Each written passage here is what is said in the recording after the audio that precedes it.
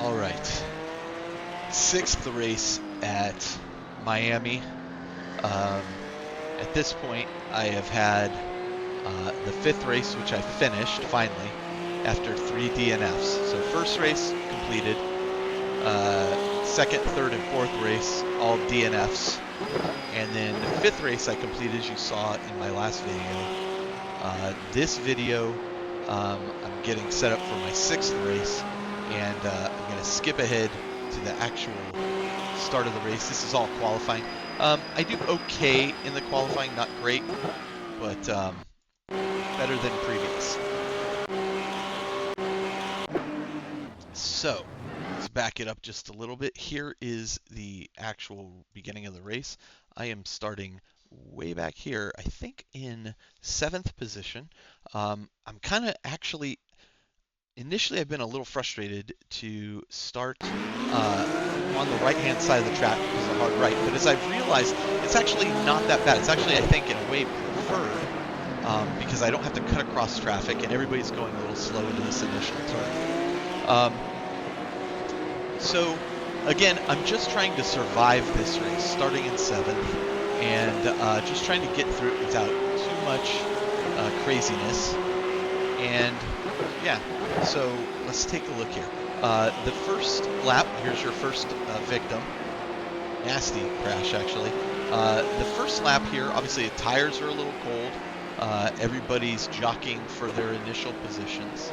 But I'm really hoping I can just get through this first lap, settle in a little bit, and set some clean laps. So let's take a look at the TV look. I have this guy right on me, and he's clearly faster than me. Dives to the inside to make his pass, and does it. Again, not too worried at this point. I'm just trying to settle in and see how it goes. So I'm going to go through the first 2 or 3 laps at regular speed here, and then real bad exit for me there. And then what I'm going to do is probably fast forward through a lot of it because initial action happens and then we kind of settle down a little bit.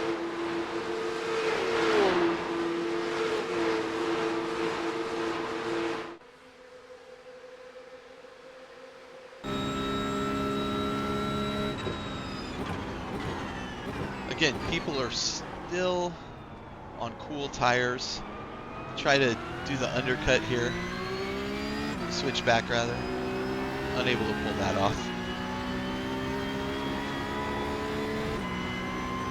Again, I'm hoping to just settle in. I can still see people are going 2 and 3 abreast into this corner, so I'm just waiting for the accidents to happen. The reason that guy disappeared right there is a little bit of network code.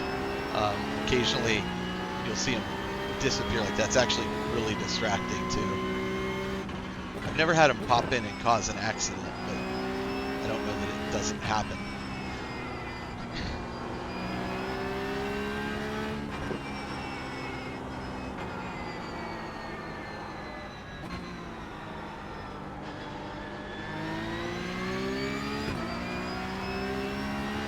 Pretty pleased with how that corner goes.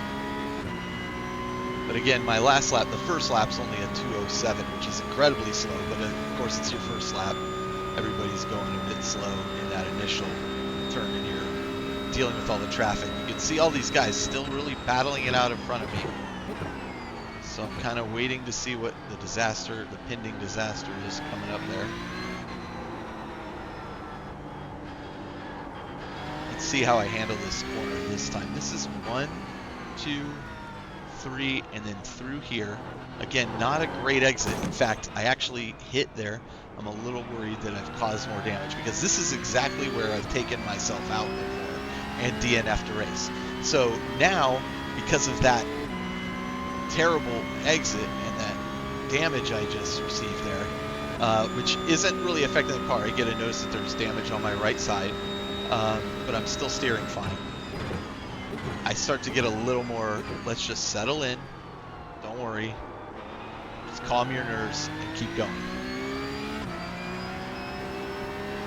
Now this guy has to go in and pit because he's already gone off track and contacted enough with people that he needs to go through the pit lane. So that's going to actually, it's incredibly damaging when that happens in a 13-lap race. I mean, effectively, you go from at this early stage from at the front to very much near the back. So good luck catching up at that point.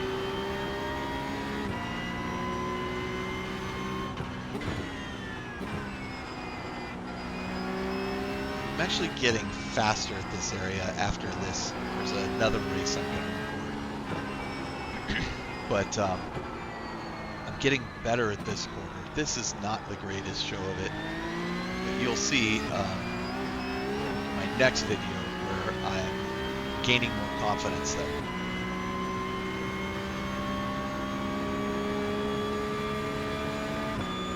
So one of the great things about this race, and this is one of the things I wanted to highlight in it, is I'm doing okay here. This guy goes wide. I was hoping to gain a position on him, but I don't. Let's take a look at the TV. You can see these people behind me. Now I gain that position on him. Again, this corner can be a detriment. I handle that very well. Handle that just fine. All right, we're off. I'd ideally not be hitting that curve on the way out of that one.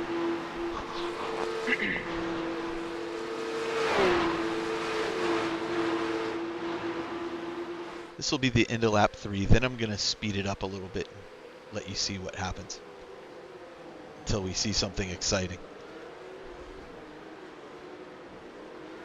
I believe that's the only contact I make, that earlier piece with the wall that you saw. I get a little more cautious after that just because I realized I took the turn a little too hard.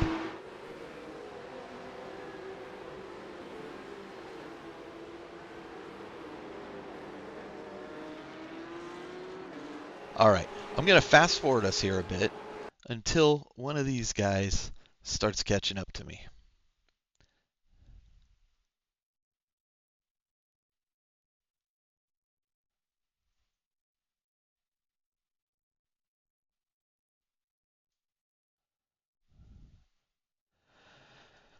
You would think 13 laps isn't a lot, but man, it is exhausting.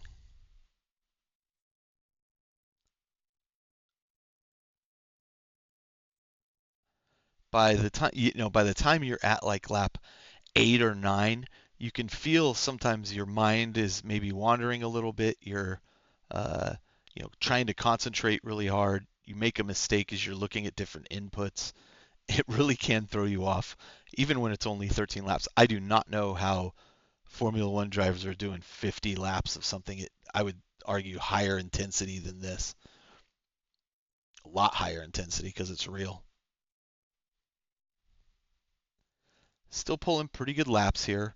I'm in the 159s, as you can see here, which is good for me. I can dip into the 158s on occasion. And so you do notice, though, this guy behind me is slowly catching me, and I'm going to let you see. Like, he is slowly gaining on me. Ugh, bad. Real bad.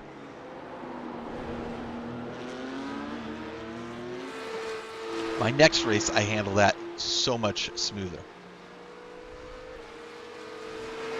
So there comes a point where this guy catching up to me, I'm going to radio him, and I realize he's got more pace than me, and I'm going to be making mistakes if I continue this.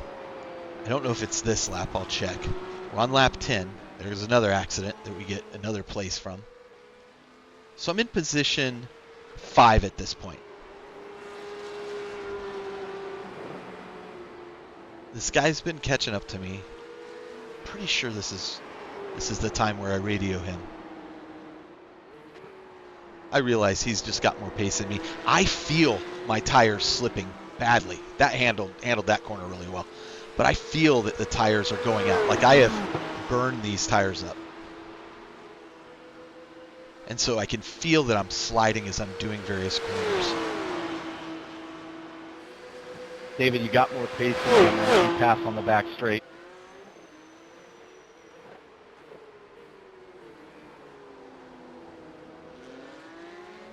Okay, I'll stay behind you, Kilo. So, as you just heard, I told David, the guy behind me, and you can see his name in your UI when you're racing. I said, look, you've got more pace than I do. I'm going to give you in the back straight, this straight, the position. Go ahead and just pass on the right. But as I give him time to pass on the right, like he's still way back there. And I don't want to give up time Let to... off a tiny bit. Maybe not. I don't want to give up time to the driver behind him. Shit exit. Yeah, as he said, he just had a terrible exit. So he's still right on my butt, though. I'm going to make it easy for him to get by me. My tires going. And, you know, one of the things I like about this is, like, this is one of the most respectful races I've been in. You're going to see in my subsequent race a whole lot of harsh language. But this one, he's right on me again, and I'm thinking, okay, I'm just going to let him go by me as we go into the next straightaway. But I slow this down, he speeds up, and I recognize, okay, he's right there. I'm going to let him go by. I'm not going to fight this.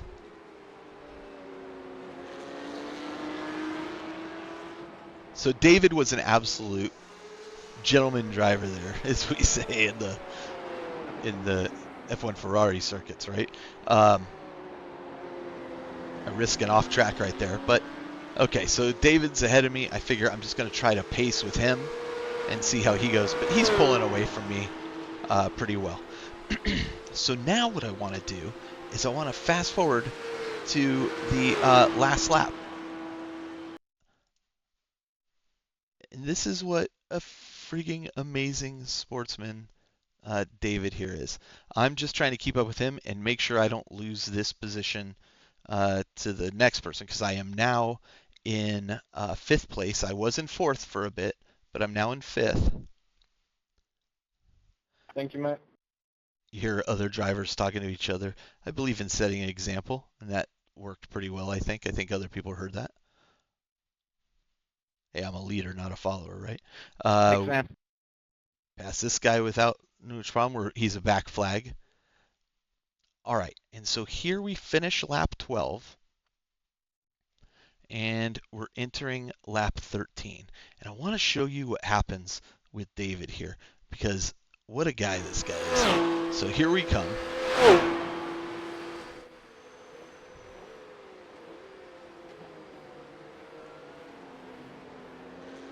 And you're going to hear a radio call between myself and him again, too. I got to tell you, this track is really fun when drivers are being respectful and not pulling crazy. You get a good exit there. You see the guy behind me gets a terrible exit. And look at what David does. Watch this. And listen. Oh, no, what happened?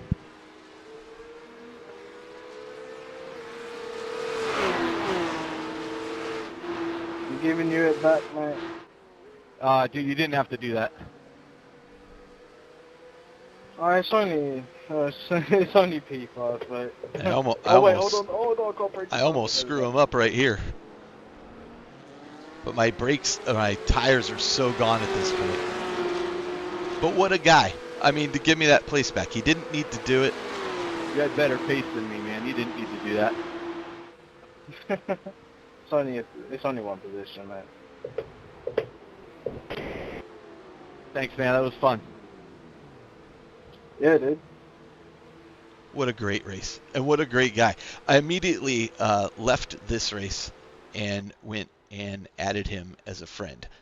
Wound up in 4th place, coming from, I don't know, 7th or 8th, whatever I started. Overall, pretty good. I get some good rating points, and I get some good safety points for that lap. So not too shabby. So that was a great race for my 6th race, and now, and wait till you see my 7th race. That one has a lot of excitement.